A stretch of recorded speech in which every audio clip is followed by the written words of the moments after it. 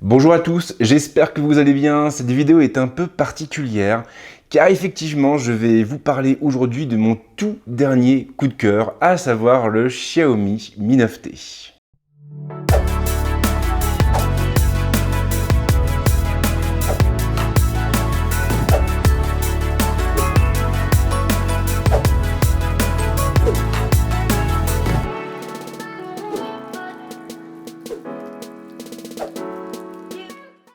Alors déjà, d'entrée de jeu, il faut noter que le Xiaomi Mi 9T n'est pas un nouveau venu sur le marché.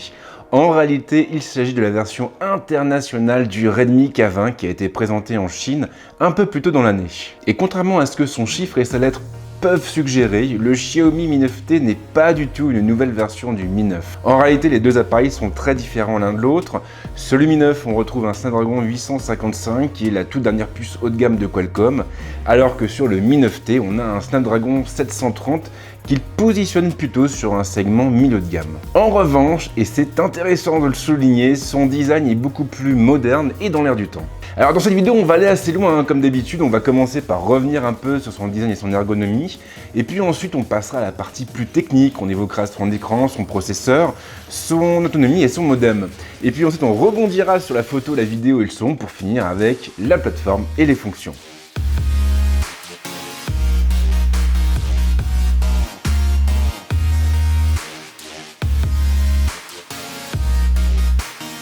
Si vous pensez que le Mi 9T n'est qu'une simple évolution du Mi 9, alors vous risquez d'être très surpris. En réalité, les deux appareils ne se ressemblent absolument pas. Alors c'est vrai, dans les grandes lignes, la recette ne change pas. Le Xiaomi Mi 9T est toujours doté d'un boîtier en verre, ça ne change pas. Et il a aussi droit à un écran aux bordures contenues. La comparaison s'arrête là cependant, car le boîtier en question n'a pas du tout la même allure. Xiaomi a fait l'impasse sur le côté irisé, et du coup sur le modèle noir, le modèle qui m'a été confié par Gear Vita, on retrouve une plaque en verre à l'arrière avec des motifs imitant un peu la fibre de carbone. L'ensemble est vraiment très convaincant et on peut même aller jusqu'à dire qu'il est très stylé. Il faut également signaler que la plaque arrière est moins salissante que celle de la plupart des terminaux du marché. Elle aura donc moins tendance à attirer les traces de doigts. On appréciera tout particulièrement la petite touche de couleur induite par le cerclage rouge autour de l'objectif principal et par la teinte du bouton de mise sous tension. L'écran va lui aussi beaucoup plus loin que celui du Mi 9. Plus d'encoche en vue, la dalle ne présente aucune découpe et ses bordures ne dépassent pas les 2 mm sur les côtés et les 3 mm en bas. En revanche, Xiaomi n'a pas opté pour une dalle incurvée comme sur le OnePlus 7 Pro par exemple, ce qui n'est pas forcément une mauvaise chose, car en réalité cette dalle plate limite le risque d'erreur de manipulation lorsqu'on utilise le téléphone d'une seule main. La caméra frontale n'a pas disparu, bien évidemment. En réalité, elle est située dans une pièce mobile située au niveau de la tranche supérieure. Il suffira donc de lancer l'appareil photo et de basculer en mode selfie pour la voir apparaître, ou même de la solliciter par le biais d'une autre application. Alors attention, car si cette caméra pop-up fonctionne très bien, elle est un petit peu lente au démarrage, elle aura besoin ainsi de 2 secondes pour se déployer complètement.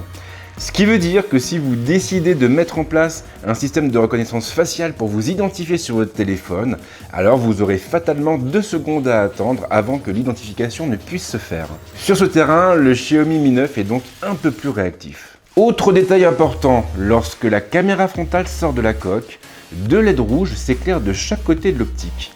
Toutefois, ces dernières ne font pas office de LED de notification. Elles passent au rouge lorsque la caméra frontale est inaccessible et donc lorsqu'elle est en train de se déployer ou de se replier. Lorsque la lumière disparaît, le Mi 9T est donc prêt à shooter. Toutefois, en plus, on a aussi une autre LED qui se trouve cette fois au niveau du capot de la caméra frontale. Et c'est cette dernière qui fera office de LED de notification. Pas de grosse surprise au niveau des boutons, ils sont tous regroupés sur la tranche droite. Le lecteur d'empreintes est pour sa part directement placé sous l'écran du téléphone et il s'avère assez réactif au quotidien. Il sera en revanche indispensable de vous montrer le plus précis possible pour faciliter et accélérer le processus d'identification. La connectique est généreuse. En plus du connecteur USB Type C placé au niveau de la tranche inférieure, le terminal arbore une belle prise casque au niveau de la tranche supérieure. Et qu'est-ce que ça veut dire? Eh bien tout simplement que le Mi 9T pourra accepter des écouteurs ou un casque filaire. Et ça, il faut bien le reconnaître, c'est très surprenant de retrouver un tel connecteur sur un téléphone de 2019, puisqu'il tend de plus en plus à disparaître. Sans surprise, le module photo est placé à l'arrière sur un axe vertical. Nous reviendrons dessus un peu plus tard, mais sachez tout de même que Xiaomi propose de jolies choses de ce côté. Plus généralement, le téléphone tient bien en main et il n'est pas trop glissant. Et non. En outre, le côté borderless apporte vraiment un plus, puisqu'on a presque l'impression de tenir un simple écran dans notre main. Et je vais être franc avec vous, c'est quand même très surprenant de se retrouver face à un tel design sur un téléphone qui est proposé plus ou moins autour des 350 €. Une fois encore, Xiaomi a vraiment fait très fort.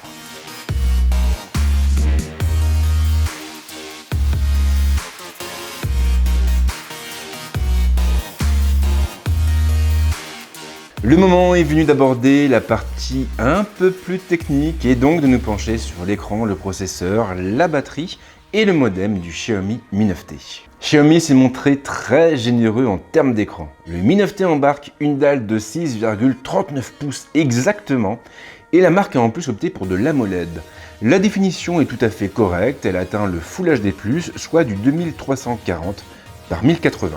Sur son site, Xiaomi annonce un contraste de 60 000 pour 1 et une couverture de 103,8% de la gamme de couleurs NTSC, mais aussi une compatibilité avec le HDR. Sur le papier, le Mi 9T a donc tout ce qu'il faut pour séduire et c'est aussi le cas dans la pratique. Il suffit ainsi de lancer la lecture d'un film ou d'une série sur Netflix pour le constater. L'image est très qualitative avec de bons contrastes et une colorimétrie qui tape juste, sans oublier des noirs qui sont vraiment noirs. Mais au-delà de la qualité même de l'affichage, c'est aussi le côté borderless de la dalle qui renforce l'immersion. On rentre tout de suite dans les vidéos et on finit même par oublier complètement le téléphone. Alors comme je le disais un peu avant, le Xiaomi Mi 9T ne rivalise pas avec le Mi 9 en termes de puissance.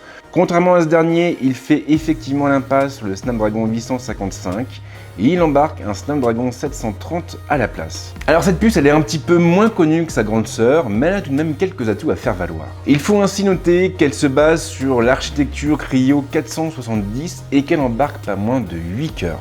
Et le plus beau, c'est que les deux cœurs les plus rapides atteignent une fréquence de 2,2 GHz. Du coup, c'est vraiment pas mal et si vous voulez comparer les performances de ce Snapdragon 730 avec votre propre terminal, alors eh bien, je vous affiche ici le score obtenu sur AnTuTu. Toujours est-il que dans les faits, je n'ai pas noté la moindre latence durant ces quelques semaines de test. La plateforme est restée fluide dans toutes circonstances, même sur les tâches les plus gourmandes. Il sera ainsi tout à fait envisageable de jouer à des titres particulièrement gourmands sur le téléphone. PUBG Mobile par exemple tournera aux petits oignons avec tous les détails à fond. Et une fois encore, aucune latence ne viendra vous gâcher le plaisir, et ce, même dans les scènes les plus chargées. Alors maintenant, si vous préférez les grosses puces, il faut rappeler que le Redmi K20 avait été présenté en son temps aux côtés d'un autre modèle, le K20 Pro, qui lui embarquait un Snapdragon 855. À l'heure actuelle, Xiaomi n'a toujours pas officialisé de version internationale pour le Redmi K20 Pro, mais on a vu passer quelques certifications qui semblent aller dans ce sens, et il ne serait donc pas surprenant de voir surgir un beau matin un Xiaomi Mi 9T Pro. En revanche, si cela doit vraiment arriver, alors le terminal sera sans doute un petit peu plus cher que le Xiaomi Mi 9T. Ce qui est finalement assez logique, on est d'accord. Du côté de l'autonomie, Xiaomi a vu large aussi et le Mi 9T est équipé d'une batterie de 4000 mAh. Une batterie qui est en plus compatible avec la charge rapide à 18 watts. Pour un usage mixte, sans trop de jeu, le téléphone tient facilement la journée. Et en faisant attention, on pourra espérer tenir une journée et demie, voire même un peu plus dans certains cas. Et de toute façon, si la charge rapide n'est pas la plus veloce du marché, elle nous permettra tout de même de redonner rapidement des couleurs à la batterie. Alors histoire d'être le plus représentatif possible, j'ai fait tourner un benchmark de PCMark sur l'appareil. Le test est toujours en cours à l'heure où je réalise cette vidéo. Du coup, eh bien, je vous afficherai le résultat directement sur l'écran en surimpression de la vidéo. Il reste maintenant à évaluer le modem de l'appareil. Et comme toujours, je me suis appuyé sur NPerf pour mener cette tâche à bien. Le processus ne change pas, j'ai utilisé mon abonnement Soch pour effectuer tous les tests. Et ces fameux tests, bien sûr, j'en ai fait un certain nombre à différents moments de la journée, histoire d'avoir une représentation, disons, la plus proche de la réalité possible. Et là encore, bien sûr, je vous affiche les résultats obtenus par le Xiaomi Mi 9T par-dessus la vidéo.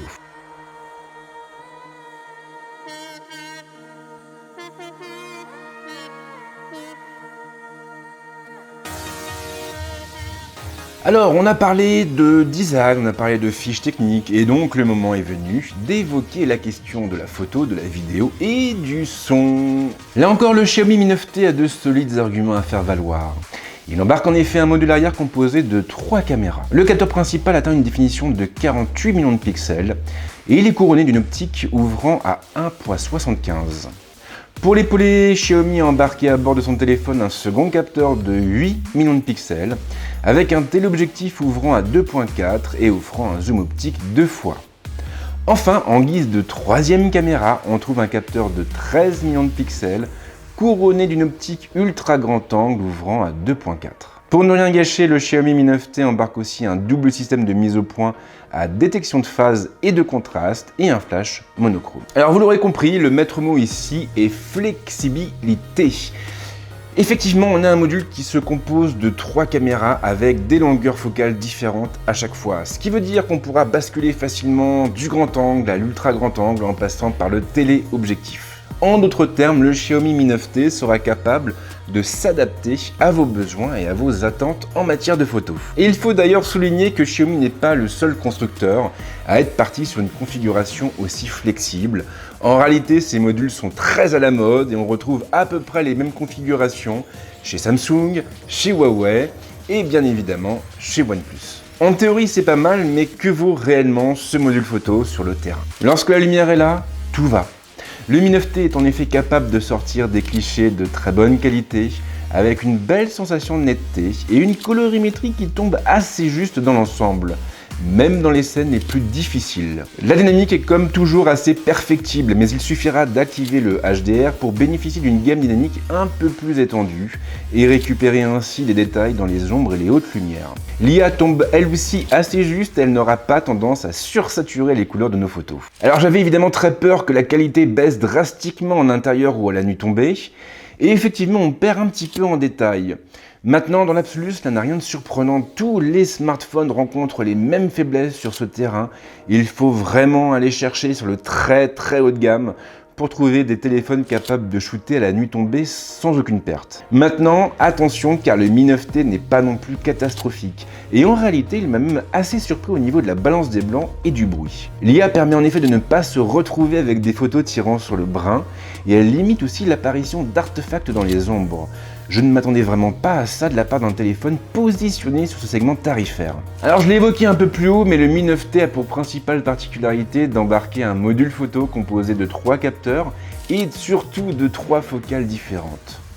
Il est donc possible de basculer d'un grand angle à un ultra grand angle à un téléobjectif en seulement quelques secondes. Première constatation qui a son importance, dans les 3 cas, les couleurs restent exactement les mêmes. Peu importe la focale utilisée, les photos seront toujours calibrées de la même manière. Plus étonnant, je n'ai pas noté de grosses baisses de piqué d'une focale à l'autre, même dans les conditions lumineuses les plus difficiles. Si les photos prises avec l'ultra grand angle et le téléobjectif sont un poil plus bruitées que celles prises avec le grand angle, la différence n'est pas flagrante non plus, et ce en dépit de la différence d'ouverture entre ces 3 focales. Et là encore, je m'attendais vraiment à des résultats très différents, et beaucoup moins bon. Le moment est venu de parler de vidéo. En la matière, le Xiaomi Mi 9T propose 4 modes d'enregistrement différents. Il peut filmer en 4K à 30 images par seconde, en 1080p à 60 ou 30 images par seconde, et en 720p à 30 images par seconde. Sans surprise, le Snapdragon 730 ne lui permet pas d'atteindre les 60 images par seconde en 4K. Rassurez-vous cependant car il sera toujours possible de réaliser des ralentis en post-production en passant par un soft dédié comme Final Cut ou Premiere Pro. En revanche, ce qui m'a agréablement surpris, c'est la qualité des séquences capturées par son entremise. Les vidéos sont piquées avec une belle colorimétrie et une dynamique des plus correctes. Et puis surtout, la stabilisation fait vraiment des miracles et on peut même filmer en marchant sans craindre des tremblements intempestifs. C'est vraiment bluffant et le seul petit défaut que j'ai noté finalement, c'est un léger effet de pompage au niveau de la mise au point sur certaines scènes. Mais il faut vraiment avoir l'œil pour le repérer. Alors jusqu'ici c'est quasiment un sans faute, mais il y a tout de même un point sur lequel le Mi 9T m'a un peu laissé sur ma faim. Et ce point en l'occurrence, c'est le son. Sur ce terrain, le Mi 9T ne brille pas particulièrement. Il est équipé d'un seul haut-parleur et il ne sera donc pas en mesure de restituer un son spatialisé, ce qui nuira bien entendu à l'immersion lorsqu'on regardera des films vautré dans son canapé. Pour ne rien arranger, le seul et unique haut-parleur est placé sur la tranche inférieure et il n'est pas non plus inoubliable. Les basses sont peu présentes et les médiums sont un peu trop criards à mon goût. Je ne pense sincèrement pas que les mélomanes y trouveront leur compte. Fort heureusement, ils auront la possibilité de basculer sur un casque pour améliorer la situation. Et là, ils pourront d'ailleurs opter pour du sans-fil ou une connexion filaire, ce qui est plutôt sympa. Et bien sûr, le son sera de bien meilleure qualité, surtout si vous utilisez un bon casque derrière. Perso, avec le QC35, mes oreilles se sont régalées.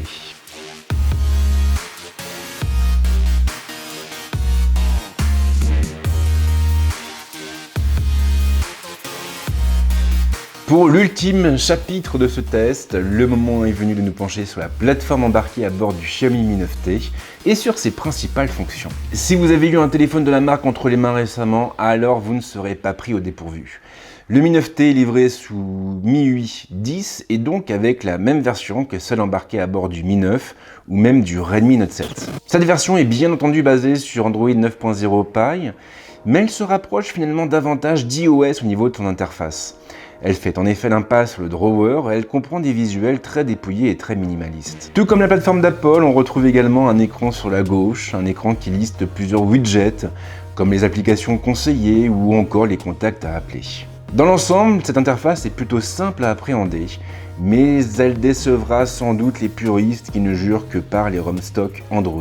Ce n'est cependant pas son principal problème. Pour moi, le vrai souci avec MIUI, ce sont tous les bloatwares qui sont installés par défaut et qui alourdissent considérablement son interface.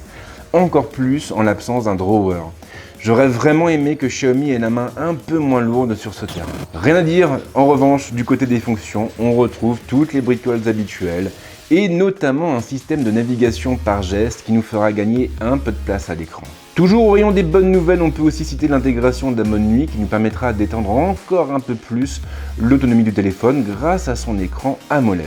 Alors après, de façon plus générale, il faut noter que le Xiaomi Mi 9T propose énormément d'options qui sont réparties dans énormément de menus, si bien qu'il est parfois difficile de trouver ce que l'on cherche. Du coup, moi, ce que j'ai fait dans les premières heures passées en compagnie du Mi 9T, c'est d'aller dans les paramètres, dans les réglages, et d'examiner chaque menu un à un pour voir un petit peu ce qu'elle contenait.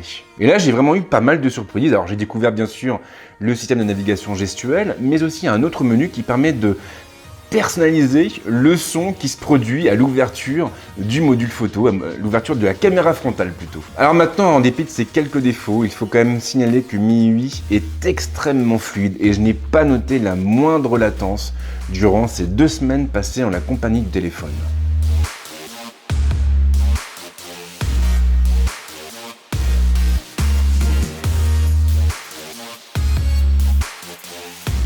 Et on en vient donc à la conclusion de ce test. Alors comme je l'ai dit au début de la vidéo, pour moi le Mi 9T est clairement une très bonne surprise et on peut même parler de coup de cœur. Alors niveau design déjà, je crois qu'il n'y a absolument rien à acheter, on est vraiment sur quelque chose qui est extrêmement bien fini et lorsqu'on prend le téléphone en main pour la toute première fois, on a vraiment l'impression de se retrouver face à un gros flagship. À la base, j'étais pas super hypé par la version noire, j'avais peur qu'elle soit un peu trop conventionnelle. Et en fin de compte, c'est une excellente surprise, elle est belle à regarder, et les petites touches colorées rouges, pour moi vraiment ça apporte un plus au téléphone. Mais son plus bel atout, c'est bien entendu son écran. On est sur une dalle AMOLED déjà, on est sur du Full HD, et puis bien sûr, on a ce côté borderless qui nous permet de rentrer beaucoup plus facilement dans nos contenus. Surtout que derrière, on n'a pas non plus une fiche technique dégueulasse, on a un Snapdragon 730 qui marche très bien, on a pas mal de mémoire vive, pas mal de stockage, on a une belle batterie de 4000 mAh qui est compatible avec la charge rapide. Au final, vraiment, on est sur un produit qui est bien équilibré. Et ça vaut aussi pour la photo ou la vidéo. Là, j'avais vraiment peur d'être extrêmement déçu par le Mi 9T. Et en fin de compte, c'est pas le cas. Voilà, clairement, on n'est pas sur un téléphone qui pourra inquiéter le P30 Pro ou même le Pixel 3, mais le Xiaomi Mi 9T pourra tout de même prendre de très belles photos. Et puis après, on a MIUI. Alors, je sais que la plateforme ne fait pas l'unanimité. Vous en avez qui sont fans, d'autres qui ne la supportent pas. En ce qui me concerne, j'avoue que j'ai apprécié de passer 2 semaines sur MIUI. Je trouve que l'interface est plutôt simple, plutôt abordable. plutôt accessible, et c'est une bonne chose parce qu'au final on n'est pas tous des cadors en informatique ou en mobilité, et ça veut dire aussi que le Mi 9T pourra tout à fait convenir à une personne lambda qui ne connaît pas encore très bien le marché et qui n'a pas l'habitude d'utiliser un smartphone. Et puis bien sûr, il y a la question du prix. Alors comme à chaque fois avec Xiaomi, on se demande vraiment comment le constructeur a pu mettre tout ça dans un téléphone proposé à ce prix. Parce qu'il faut le dire, à l'heure actuelle, en termes de rapport qualité-prix, on ne peut pas trouver mieux ailleurs, c'est impossible. Et c'est bien sûr une très bonne chose, c'est une très bonne chose parce que nous n'avons pas tous les moyens de dépenser 1000 € dans un téléphone, ce que semblent d'ailleurs oublier les constructeurs, hein. On assiste depuis quelques années à une véritable flambée des prix. Enfin, je veux dire, il y a 10 ans de cela, on n'aurait jamais imaginé acheter un jour un smartphone à plus de 1000 €. Et maintenant, c'est presque monnaie courante. Donc c'est bien que des constructeurs comme Xiaomi continuent à proposer des téléphones à bas prix, parce que voilà, ça répond à un besoin et ça permet aussi de ne pas laisser les gens les plus démunis sur le trottoir ou sur le banc de touche. Et je pense d'ailleurs que c'est aussi pour ça que Xiaomi rencontre autant de succès sur le marché européen à l'heure actuelle. Bref, je vais m'arrêter là, j'espère que cette vidéo vous a plu, et si c'est le cas, surtout, balancez les likes, balancez les abonnements, on fait péter tous les compteurs, on est fou. Et quant à moi, je vous souhaite de passer une très bonne semaine ou un très bon week-end. Ciao!